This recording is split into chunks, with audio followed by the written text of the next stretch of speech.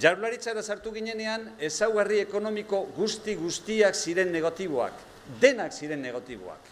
Horixe da, Patxi Lópezek utzi zigun errenta, errezezioa, atzerapena. Orain berriz, denak ezaugarri denak dira positiboak.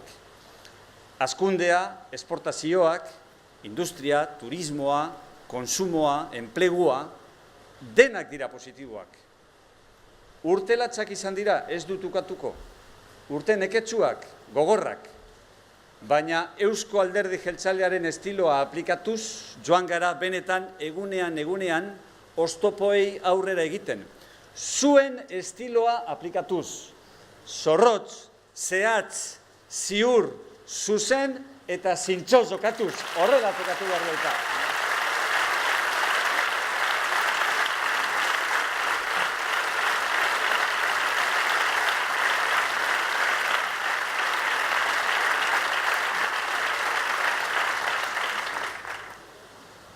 Ez dugu lan guztia guk bakarrik egin, jakina.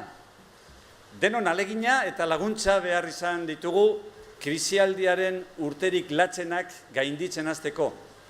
Gizartearen laguntza behar izan dugu, bai, eta beste erakundeen laguntza baita ere, eta baita adosteko prest egon diren alderdien laguntza. Edonola ere, lortutakoa ez da nahikoa. Ez gaitu asetzen. Aurrera begiratzen jarraitu behar dugu.